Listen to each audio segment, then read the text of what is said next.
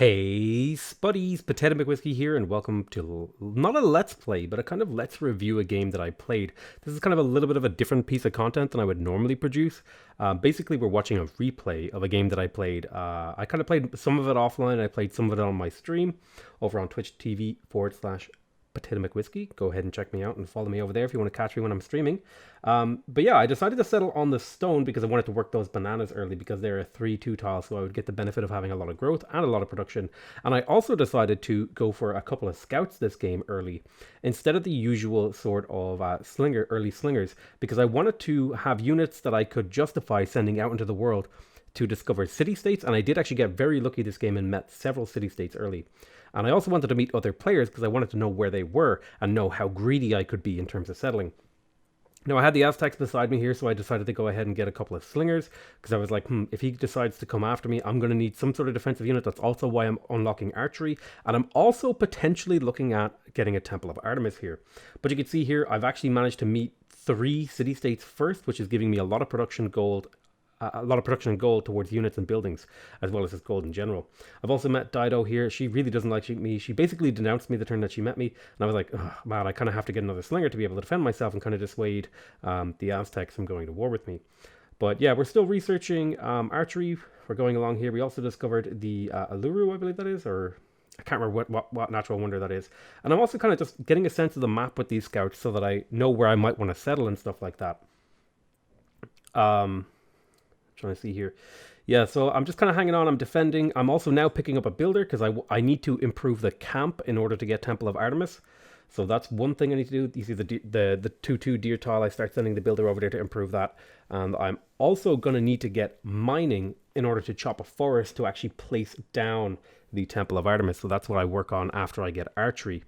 I am quite thankful that I managed to find that city-state early because it has allowed me to play a little bit looser with my gold in terms of being able to upgrade my archers over the next few turns. So that was a really interesting thing. Right now I'm looking around at freshwater, trying to like plot out the settling in my head, and I spend a good amount of time looking at this. And then you can see over here, I'm moving around. And we go ahead and we improve the deer tile. Now I'm waiting for mining, and I decide to pick up a quick settler because there is, I want to settle down towards that desert early so that I can kind of get a bit of a loyalty wall for the Aztecs to discourage them from settling that direction. That was kind of my logic, because if they settle that direction, I'm not going to be able to settle that direction. And I'm a little bit boxed in by city-states in this game. So I felt like that was a pretty important thing to do. Still continuing to explore. I got really lucky with tribal villages this game too, and I got a lot of yield from them if I remember correctly. And there you go, there's the chop, and we're now building the Temple of Artemis, and now we're making our way towards bronze working because I was hoping that I could maybe find a couple of sources of iron, because what I want to do with that iron is actually sell it to the AI in order to get my gold economy going, because I'm not going to be building a whole lot of commercial hubs early this game, so I need a way to be able to fund my empire. I also upgraded 2 of the archers with all the gold that we're getting, and I managed to find a population tribal village, and I settled my second city, and I decided to go straight for a monument here. My logic being that there's a couple of things that I really need to unlock in the civic tree, so I decided that a monument would be the right move there. And I'm finding a lot of tribal villages and a lot of what do you call those things? Barbarian encampments. I'm getting a few little chunks of culture here. I was feeling pretty good that the Aztecs had a positive opinion of me, and that meant I could go a lot more greedy and not have to build quite so many units to defend myself. I do go ahead and pick up a friendship with them here in a few minutes, which was pretty cool. And I'm also trying to see, is there anything I can trade for to try to get that gold engine going? Because the more gold I have, the faster I can accelerate my empire for this particular strategy. Now, the strategy that we're going for here is basically a great works rush. This isn't going to work in the next patch, so that's why I was kind of doing this. Essentially, what we do is we build as many theater squares as possible, and we're playing Greece so that they cost half price, essentially. Well, they do cost half price. The Acropolis costs half as much as a normal theater square, so we can build them much faster. And then we're going to rush down as many of those. I also get my settler policy card in there. But yeah, essentially what we're doing is trying to rush out as many cities and as many great works as possible and quickly win a culture victory before the AI has any like meaningful amount of culture they can like generate per turn. So we're continuing to explore. I'm trading open borders and getting all the usual stuff, trying to get my gold engine going because my gold is a little bit weak. I also pick up a trader. I can't remember exactly. I think I might have purchased that trader or I might have built it. I can't remember. But yeah, I built a trader for the purpose of, getting a little bit more gold, maybe getting some envoys, stuff like that you can pick up in the early game. And I was trying to also explore. I'm trying to find other civs because I'm a little bit disappointed with my start because I'm not going to be able to get that many trade routes with civs for the extra 25% bonus, which is pretty key to winning a really, really fast culture victory. And now I'm plotting out where I'm going to be placing my acropolises. I did make a couple of mistakes here. I misread some tiles and thought they were hills when they weren't. And then I was like, wait a minute, that's not a hill, that's a marsh. And I very quickly tidied this up. But I was, I haven't played Greece in a while, so I kind of forgot sometimes that, oh yeah, the Acropolis has to be built on a hill. Right, I need to retool that. I was quite lucky over here, and I found a couple of sources of iron that I'm going to try to exploit, and I was kind of hoping to get the Great Library this game. I think it was a mistake to skip it. I wanted to get the Great Library, and I was trying to find a good space to put it with regards to the Acropolises, and this is where I realized that, oh yeah, they have to be built on hills, and I start kind of fixing that all up. Anyway, you've got another settler heading out over there towards that iron spot where I'm going to go settle in and see if I can't pick up that iron to sell off to the AI. I need to get... I kind of start rushing towards being able to embark in the water because I can't meet the other civs, and it's really, really important that I meet the other civs so that I can get open borders with them and trade routes with them in order to maximize the amount of tourism I'm earning against them. The Aztecs is kind of hovering around my land here, which made me a little bit nervous, but I did have that friendship locked in, so I was feeling pretty secure.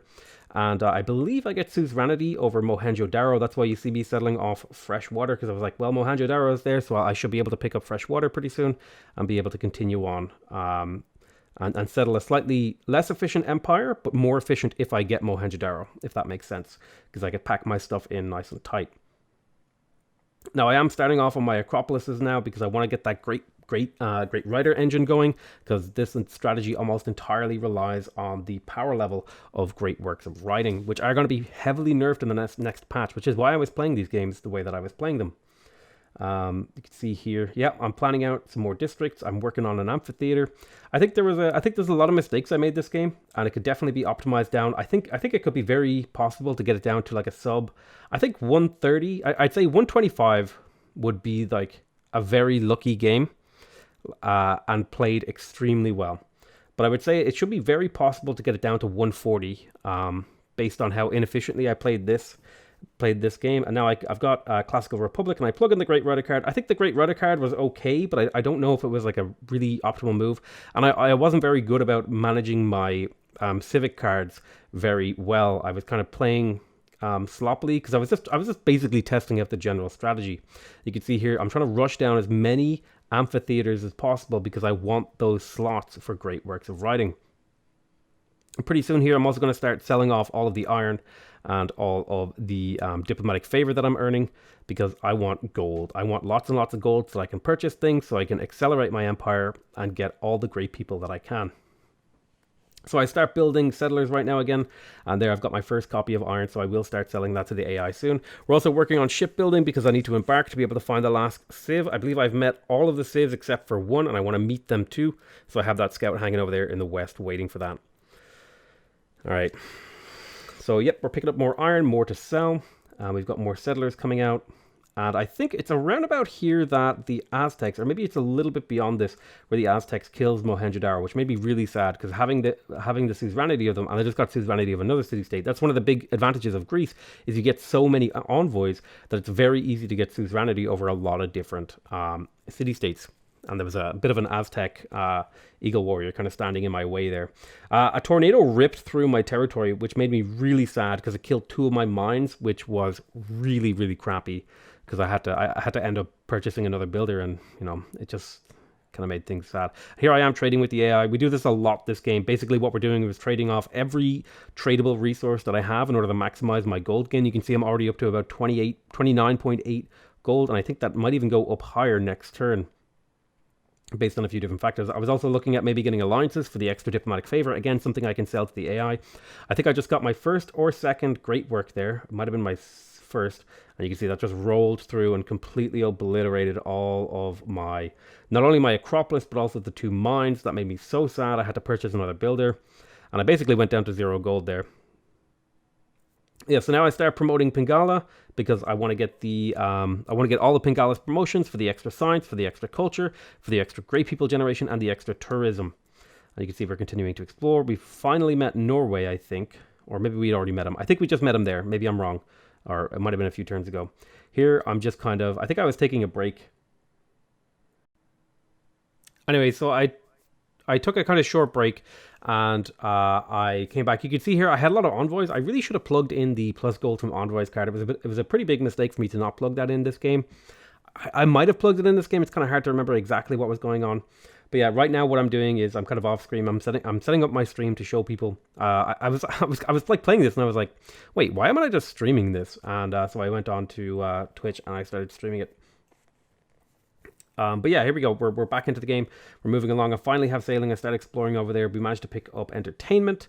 And unfortunately, I believe this is around exactly roughly-ish, kind of-ish, where the Aztec starts attacking, what's it called, Mohenjo-Daro, which made me really, really sad. And you can see here, we're going to be doing this a lot this game. We're going to be trading with the AI. We're going to be trying to optimize everything down to a T. I don't do it very well. I will readily and happily admit it, because I was kind of hoping to do like a quick sort of, dry run, and then slowly over time sort of build myself up to a faster and faster culture victory. And I think that's going to be some sort of... let me know, by the way, if you guys enjoyed this kind of content layout, if you like this sort of format. This is something I'm kind of experimenting with. I'm quite sad that Mohenjo-Daro is dying, because the way I set up my empire was to specifically take advantage of the suzerainty bonus of not needing fresh water, but unfortunately Montezuma had different plans, and I end up not being able to take advantage of that, and end up kind of suffering from housing shortages for a while because of that. But we don't really need a lot of housing. We just need to get our acropolises out, and then get the amphitheaters out, because we're trying to rely not 100% on the tourism from not like 100% from the tourism from Great Works of Writing, but I would say like the vast majority of our tourism is going to be coming from Great Works of Writing. And I definitely think an optimization in this game would have been to get the Great Library. It would have given me not only tourism, but also 2 extra slots for great writings, wherein I could plug Pingala into the capital in order to get the extra tourism that he has on his left side promotion tree. It's a 100% tourism boost to all great works of whatever. I can't remember exactly what it is. So you can see here, I'm also plotting out my commercial hubs. I think this was a bit of a mistake, because realistically this game is only 2 civs who I'm going to be able to trade with. So I don't think I need more than 2 trade routes. And I definitely think my capital would have been better served by doing other things. I definitely think I need to be a little bit more responsive to the situation that I'm in the game. I think I overbuilt trade routes this game. I don't need that many when I'm going for this, because the majority of my gold is, again, coming from trading resources that I don't need to the AI. You'll see I will constantly allow my iron to build up, and then I'll sell it off. I'm also looking to place a commercial hub in here. Again, I think this was a mistake. I should have just focused on doing theater square projects, maybe building builders, maybe doing a few other things. But you can see we're just constantly getting a chain of great writers. In fact, we're getting them so fast we don't even really have the room for them. We will be getting another amphitheater next turn though, so that shouldn't be a big deal. This guy came out like almost perfectly timed. You can see we're constantly getting settlers, we're constantly getting great works. And I definitely should have plugged out the Great Writer card there. I think I should have plugged in a different card. Again, a lot of kind of not small stuff, but like these little optimizations that actually have a rather large impact. And so yeah, I think there's a lot I could do to make this run go a lot smoother. I still am building settlers, and I'm also chopping out. I'm purchasing builders to kind of continuously chop and get my settlers out a few turns earlier. The earlier I get those settlers out, the earlier I can build the acropolises, the earlier I can build the amphitheaters, and therefore the earlier I can place great works of writings in those cities and start pumping out tourism. I decided to go for the pen, brush, and voice here for the extra little bit of culture. Possibly a mistake. I don't know if it was. It could be a mistake, but I think it was pretty justified. It gave me a lot of extra culture, and there are a few key things that I want to hit in the culture tree. But I think my biggest mistake this game was not picking up a campus. My science suffered pretty much the entire game because I didn't. I really do think that this strategy requires you to get at least a campus or 2, and maybe at least the Great Library. I think the 2 key wonders here are the Great Library and the Apadana, which both have great works of writing slots. But you can see here, you know, we're trying to trade with people. We're trying to get those tourism boosts. We're trying to get those open borders boosts as well. That's another thing. I'm constantly trying to trade the AI for open borders. I'm constantly trying to sell off the resources I don't need. And I'm constantly trying to settle and build acropolises and amphitheaters. So there you go, selling off more iron. And again, over here, selling off a little bit more iron to Dido. Again, just trying to maximize the amount of gold. You can see here I have plus 97 gold and no threats on the board. Nobody who is trying to kill me. And so I'm able to just hardcore SimCity it up.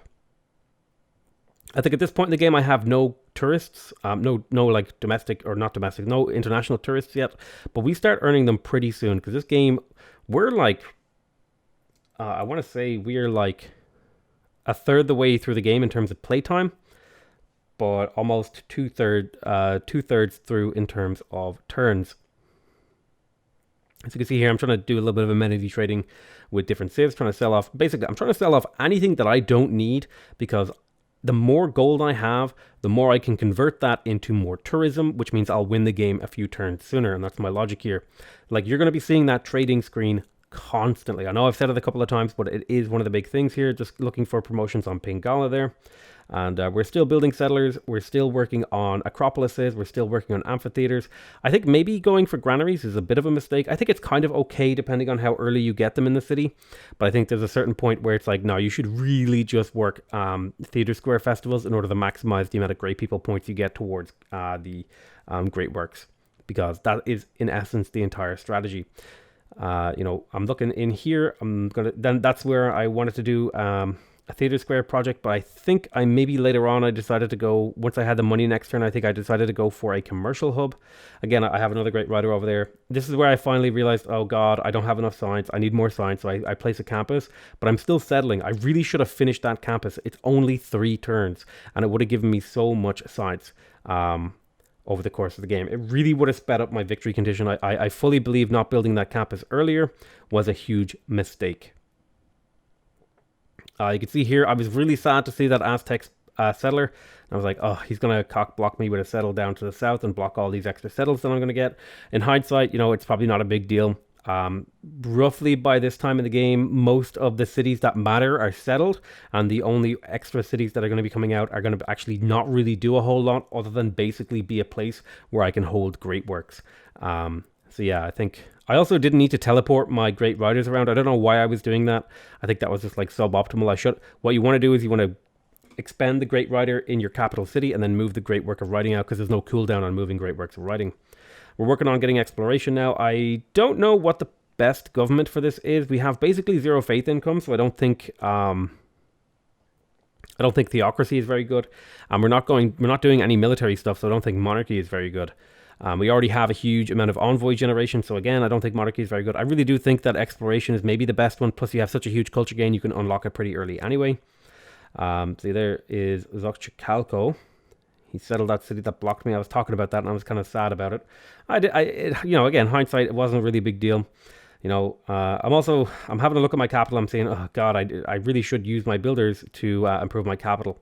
I'm also constantly purchasing builders in order to chop as much as possible because I just need to get those acropolises and the amphitheaters out as soon as possible.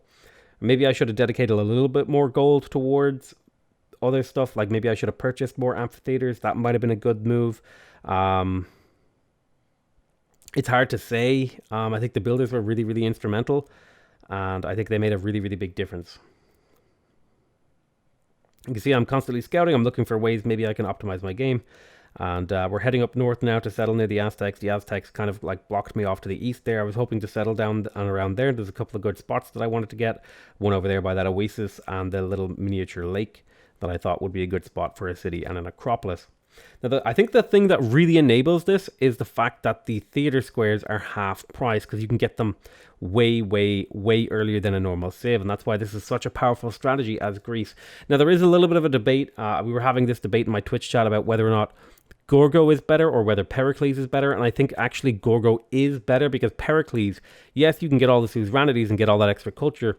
But the problem is culture isn't tourism. It doesn't help you win the game.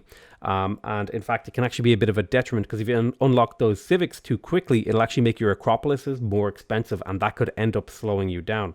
the more Acropolises you have, or sorry, not the more Acropolises, the more techs and civics you have unlocked, the more expensive a district is to build. That's how that works, in case anyone was wondering. And Dido decided that she would be a really, really nice person to go through and murder all of my city-states, which, again, made me pretty sad because that's cutting into my diplomatic favor generation, which is what I was relying on heavily in order to sell them to the AI. Although, I should have gotten alliances. This was another big mistake this game. I didn't get alliances for a very, very long time. Although, actually, I'm about to unlock them. Maybe that was a different game that I did. I could be wrong. But yeah, I definitely, maybe I could have got alliances a little bit sooner. We're down to 2 city-states, which is really not a lot. But I do get lucky later, and I think I'll find another couple of them over there to the east by Norway. I decided to trade for envoys there, I think. And yeah, we're just continuing on. There we go, I found Antananarivo, and I just completely slam in all the envoys I was saving up. I was kind of really hoping that Antananarivo was a really great find. It completely boosted my culture income, which is going to really help me get towards a particular late game civic that gives 100%, is it 100% tourism from all great works? It might be great works of art and music, and I do end up using, or not great works of art and music, great works of art and artifacts, and I end up using quite a few of those in the late game because I was so slow that I actually ended up managing to get to them. So we're just continuing on, you know, I'm building all the normal stuff, I'm continuing to settle, I'm still trading. It was honestly, from a gameplay perspective and like a viewer perspective, the actual gameplay portion of sort of this end of the game wasn't really super interesting. A lot of the really interesting stuff happens towards the start of the game and then towards the end of the game. So that kind of contrasts the normal Civ gameplay flow, where a lot of the really interesting stuff only happens in the early game and then things get boring. In this, I really felt like things were kind of really, really exciting, and then there was a lull in the middle, and then things got really exciting towards the end as I was like trying to optimize every last little thing that I could in order to maximize how quickly I won the game. It was a lot of fun. A lot of this sort of mid portion felt not grindy in a sense, but there, you know, I feel like there wasn't a whole lot of decision making. It was execution. It was about, you know, moving units in the right way. It was about building things in the right order. There wasn't a whole, like, it was essentially executing a solved puzzle, right? And the interesting stuff comes towards the end, where I'm kind of like operating in unknown territory. All right, so there it is. I picked up the 100% tourism on Pingala. I don't think I move him into the capital for a little while. And I think you could make the argument that it would have been better to move them into the capital immediately in order to maximize the amount of tourism I'm gaining. So we are starting to gain tourists there. I was pointing it out to my chat, and we're getting more great people and more great people. So I got to say, though, this was a really interesting challenge. I'll probably be doing more stuff like this. I don't know if I'll do this kind of a video where I'm doing sort of post commentary, but I wanted to kind of like, I think part of why I do YouTube is I want to experiment with things, and I want to try making new kinds of content. Part of why I'm doing YouTube is because I really enjoy making content, and I've been making essentially kind of the same kind of content for a very long time, and part of me wants to experiment with new types of content, and that's why there hasn't been that many videos up lately, partially also because we're waiting for the patch, and I'm like, man, I really don't want to start a game until things are coming, but I also don't want to leave you guys without a video, so I'm kind of doing this sort of a thing, maybe kind of like a quick once-off where you can get to see a whole game play out really, really quickly, and sort of see my thought process. We're up to 5 out of 42 tourists right now, and I'm continuing to settle, I'm continuing to build acropolises and amphitheaters, and now I'm starting to work on art museums. I'm like, I'm going to need more tourism, so I start working on art museums in order to maximize. Hindsight 2020, I think what I should have done is not build art museums, and I should have instead worked theater square projects and then just purchased the art museums as I needed them. I think that would have been a far more effective strategy.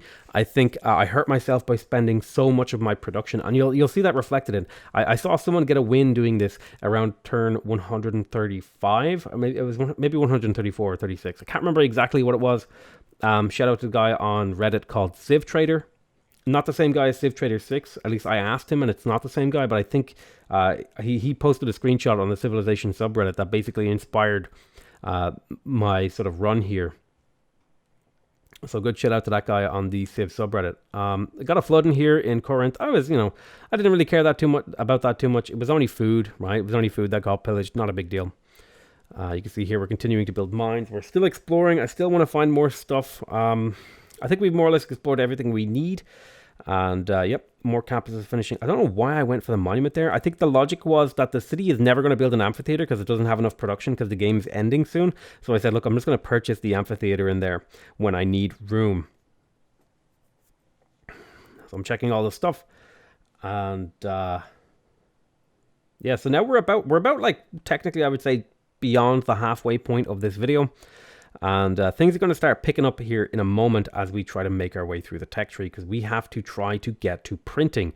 Printing is really, really, really, really important. I also want to get an apprenticeship because I do have a lot of mines, and I'm trying to think, man, and like this entire time I'm thinking, God, why don't I have more science? I have so little science. More great works pumping out, and now we're working on, I think we're going to get an archaeological museum in here, or maybe an art museum. I can't remember exactly.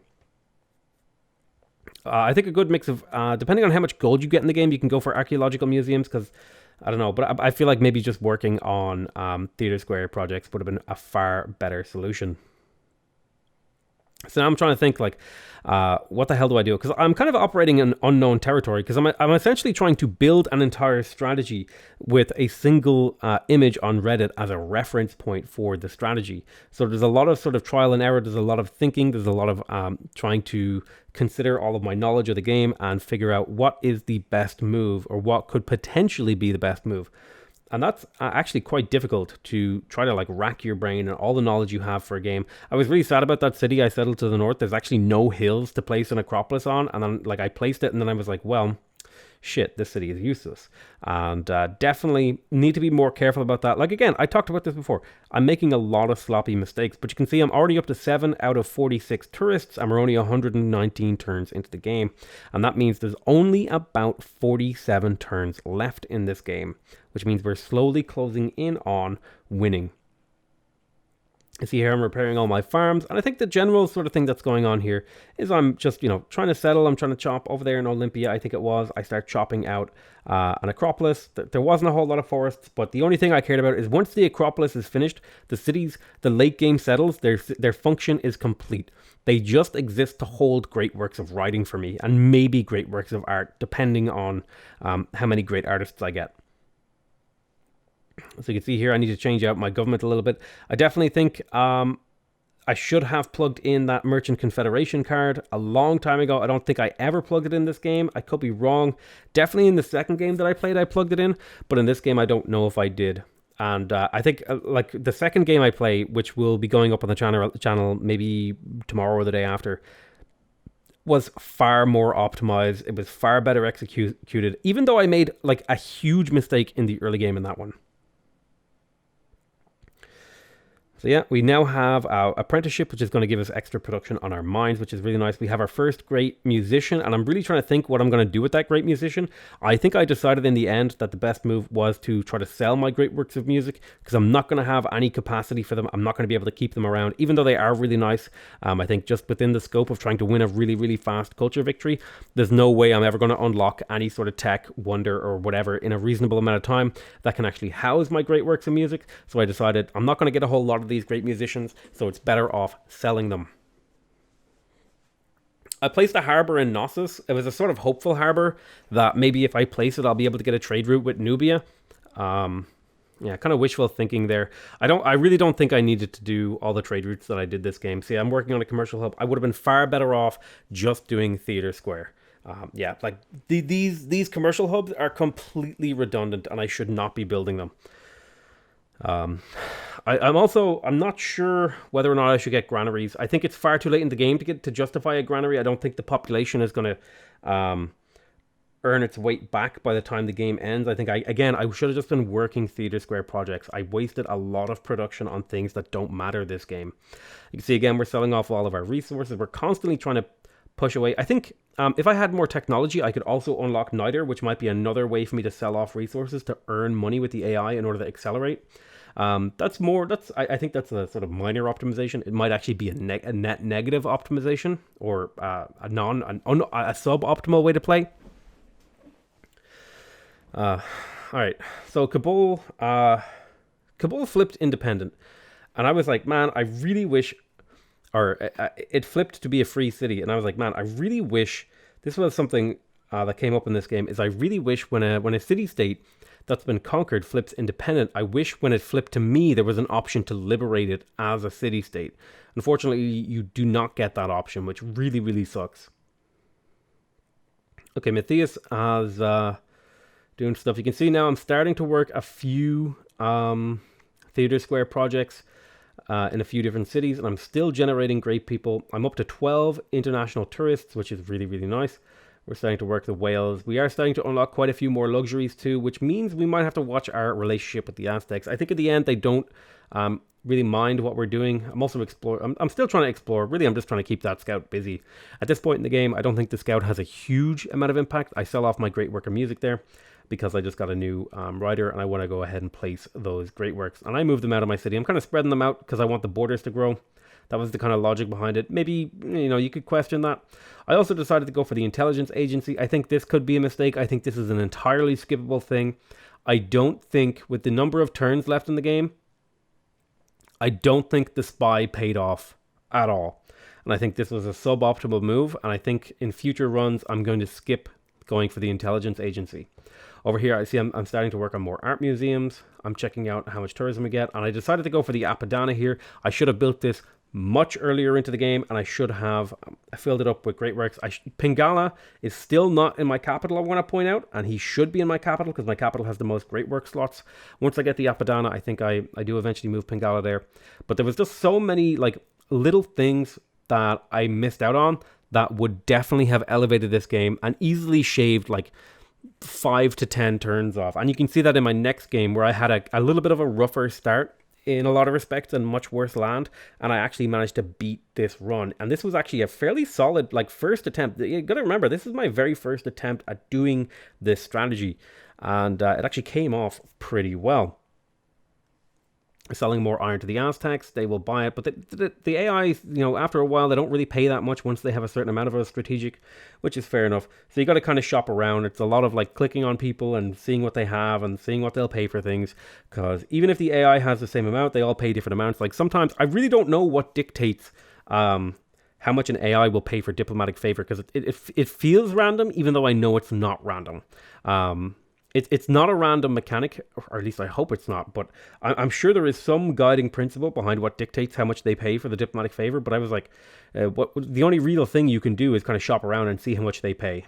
As you can see, we've got another great artist. That is, I can't remember which great artist that is, if it's our second or third. But I know we're getting quite a few up here. There's about 35 turns left in this game.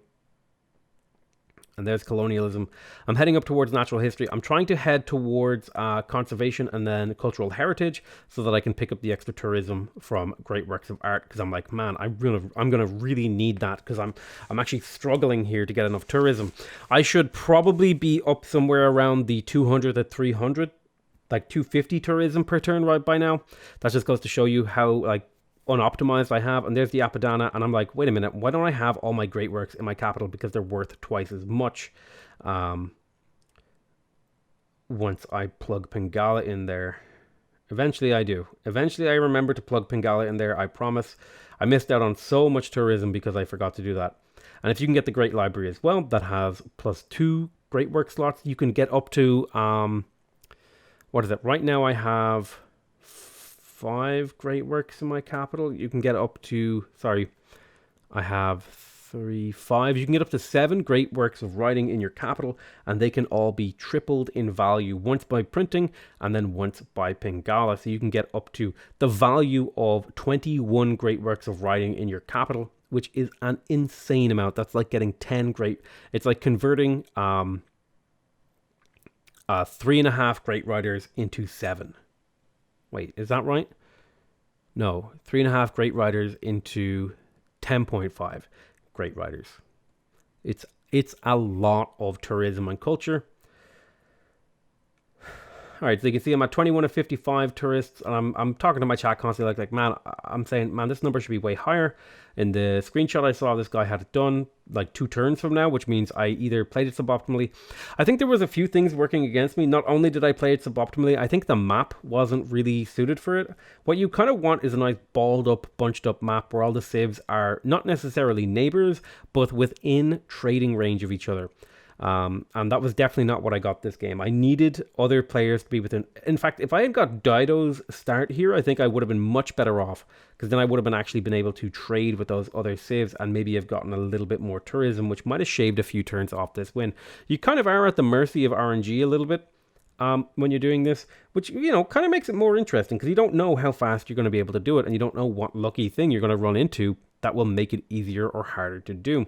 So there is a little bit of excitement in the discovery process of doing a run. So over here, I'm kind of running out of sort of ideas for what I should do at my cities, and really all I should do is theater square festivals. Theater square festivals from start to finish as soon as I can do them. Obviously stopping off for important stuff. Maybe occasionally a granary or a watermill if it does mean that the city is going to grow in time to get extra production in order to justify the investment into the granary in terms of how many theater square festivals it's going to finish. Selling off all of my diplomatic favor here, hoping to get good value. Dido was paying a premium. So the AI tends to pay either 1-to-1 for your diplomatic favor. So if you trade them 1 diplomatic favor, you'll get 1 gold per turn, or slightly under. So you might send them 10 diplomatic favor and they'll send you 7 gold per turn. And then sometimes when you're very, very lucky, they'll actually overpay, where you'll send them like 10 diplomatic favor and they'll pay 13 gold per turn. And that's really what you're looking for when you're kind of like cycling through who you're trying to trade with, is you're looking for people who will pay premium for that currency. Because you can see here, I have 500 gold per turn, and I've built, only a handful of commercial hubs. All of my gold is coming from shuffling my gold out to the AI in the hopes that I can convert that gold into an advantage in terms of tourism production. I'm up to 24 tourists out of 57. I know I I read very quickly, so if you missed that on that screen, get good. So she wants to buy my niter, and I think about this trade for a bit. I think I might have not accepted it because amenities aren't such a big deal. I was also getting a little bit sloppy in the late game, not trading off all my iron. You can see I'm capped on iron, which is probably a mistake. Really should be, if you really want to be super optimal, you should be trading that stuff off. And I think there is a bit of a debate about whether or not you should get gold per turn off the AI for these things, or you should just get raw gold. I think raw gold is really nice because it can be used immediately, but I actually think gold per turn is better in the early game, and then later in the game getting the raw gold is better. But I like getting the gold per turn because it means I'm constant. Like, what it does is it means I have a constant influx of currency, and you typically get better trade deals for gold per turn anyway, in terms of the total amount of gold you're going to get. And that means I can plan my turns around how many resources I have, which I really, really like. I take another short break. I think I was taking a pee. I'm trying to look and see what I'm going to trade with Nubia. I think I'm talking to the chat here. Or it might have been, actually, was it? I think this might have been, I'm trying to remember exactly what was going on here, but I think there was a point where the game mechanic was streaming and got hosted for like 5k viewers, and we all like went into his chat and were like poggers.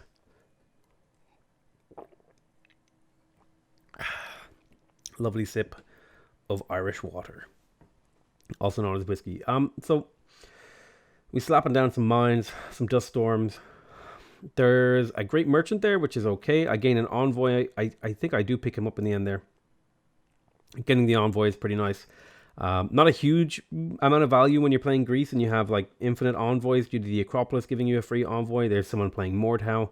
I did have the stream configured incorrectly, and I was showing off all my Steam friends playing different games. Well, what can you do? All right, so we pick up a bit of, we sell off a bit more iron. We're working on things. I'm trying to consider, I'm like, well, I guess the game is essentially over. I'm not going to get to anything useful, and I think I just click on something random towards the end of the tech tree. I might click on environmentalism. And so I plug in the extra 100% tourism from Great Works of Art and Artifacts card just there. So now we're getting even more tourism. We're up to about 238 per turn. We really should be earning more than that. Again, I should be actually up to around 350 at this point, and in fact, the game should be over already. That's how suboptimally I played this. The game went on for probably somewhere in the region of 10 to 15, maybe 20 turns beyond what it should have. But I'm continuing to get more great people, and I'm like, man, what can I do? What can I do? What can I do? I'm really thinking about like what what optimizations I can do to try to finish this game out. I'm also constantly checking whether or not I have open borders with people. You'll see me like scrolling across the map sometimes, like just looking at other empires every now and again to double check if I have open borders with them. And the scout kind of helps me remind myself to do that too. And I was going to move that great work out of my... Did I ever put... Yeah, Pingala is finally in my capital. I kind of got distracted and I didn't mention it, but Pingala is in my capital now, and I am getting extra tourism as a result of that, which is helping our win condition, and we're constantly finishing theater festivals. I decided to pick up a library here because I'm like, good God, we should get a library, and then I'm like, don't get a library, that's stupid, and then I went straight back to working more theater squares. I think I got a lot more comfortable with this strategy as the game went on, and I was starting to actually pick up on my mistakes as I was doing them instead of several turns later, which was a huge deal. And you can see here I'm going through selling off all my resources. I actually think Carl from the Civilization 6 developer team, I think he's QA or lead QA. I can't remember exactly which one it is, but Carl actually popped into my chat sometime during this game and we were asking him questions. It actually might have been the next game. I can't remember. I think it was during this game. We were asking him questions. He was answering questions. We asked him what his favorite civ is. I think he said his favorite civ was Germany. And we were asking him about, what sort of places does he go for feedback? And he said, we check the forums, we check Twitter, we check YouTube, we check Reddit, we check, certain multiplayer communities. I think they say, they talk to the CPL guys. I think one of the developers actually maybe plays in CPL in his free time. And so he would hear a lot of stuff from them. I think he actually might just not tell them that he's from Firaxis though.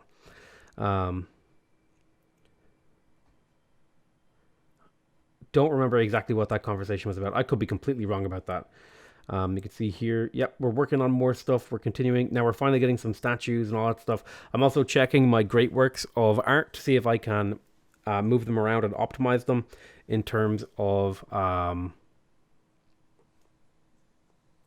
what's the word I'm looking for? In terms of theming bonuses. So we're working on great profits. I think we were talking about the Stave Church with, what's his name, Carl here, about how the Stave Church is getting technically a minor buff. Well, all temples are getting a minor buff in the patch, whereby once all the great profits are gone, you're going to get +1 faith for the great profit points. So, technically the Stave Church got a little bit of a buff there. So yeah. Here's a trader. I'm getting more traders. This is where I started siphoning funds with my spy. I really think spies are a mistake. They're a trap. Don't go for spies when you're attempting this. They come out too late. They act too slowly. So I think, these are the sort of lessons we learn as we attempt this strategy. We figure out, okay, are spies worth going for? We go for them. They don't pay off. Okay, we don't go for spies anymore. And it's sort of this iterating upon a strategy that allows us to sort of move towards a optimal way to do this. And the hope is that maybe over the next couple of days, I'll do some more of these kind of runs and see if I can get this down to... I'd really like to get it down to a sub 150. If I could get a sub 150 culture victory, I would be super duper duper de happy. When I originally started playing, I think this was my fastest culture victory ever because I've been actually playing a really fun strategy, but it was a really suboptimal strategy where you go for a religion. And actually the optimal strategy was kind of hiding in plain sight for me. I kind of knew that it was possible to do this, but I'd never really paid it any heed because it was not something I liked doing. And when I'm playing Civ, I liked to, up until recently, I kind of liked to just play my own game and see if I could optimize it myself, even if maybe there's other players who are a lot better than me, and trust me, there are players who are a lot better than me. As you can see, basically looking at a screenshot of someone else playing, managed to cut 100 turns off my culture victory win rate. But in fairness, I was going for more of a late game culture victory, which is kind of a suboptimal thing. And this is pretty RNG reliant, this one too, and you kind of need a little bit of lucky and a little bit of setup, a little bit of luck and a little bit of setup. I don't think it works in all conditions, but yeah, definitely. I don't know if I would say this has elevated my play. I think it's really a different way of playing the game when you're really trying to optimize a win for a certain number of turns. When I'm playing Civ, I'm trying to win, but I'm not trying to win super optimally. What I'm trying to do is execute a really interesting strategy. And that's usually what I do with my own culture victory strategy, where I do the whole religion into walls, into national parks, into rock bands. That's like my preferred way to go about a culture victory. It's the faith-based culture victory. It's not as fast as just culture rushing, which is what this is, where you rush down as much as this. Now, the unfortunate thing is it basically requires you to roll no culture civs in the game, because if you roll a civ that is really, you know, culture oriented, they're going to compete for your great people. They're going to have a lot of culture to defend themselves. So that's why actually in this game and in most of these games, I think it's better off just hand picking the civs that are in the game. And I kind of liken this to if you're doing a run, you're up to 60 out of 60. If you're doing a run in, say, a roguelike game, you basically set the starting seed, right? You say, this is the seed I'm going to use, so I know what the starting conditions are, and I know that this starting condition has the most optimal setup for this run attempt that I'm doing. And I kind of justify it that way. And that's why it's also different the way I like to play. When I'm playing, I like to be surprised, right? I like to not know who I'm going to run into. I like to not know what civs are going to be a problem or who's going to be my friend this game. And when you're doing this kind of setup, when you're hand-picking the civs, you're hand-picking the map, and you're, you're going for one very narrow strategy, there's not a whole lot of flexibility. And it is a fun and interesting way to play the game, but it's not the way that I usually like to play in my Let's Plays. So I don't know if I'll execute these kind of strategies in my Let's Plays. And there you go, there's the culture win. We managed to win with only, a few turns to go. Anyway, I love you all very much. Thank you guys so much for watching my video. I hope you guys enjoyed this attempt at a culture win. It was a 165 turns, 166 technically. But I love you all very much, and I'll see you next time. Bye-bye.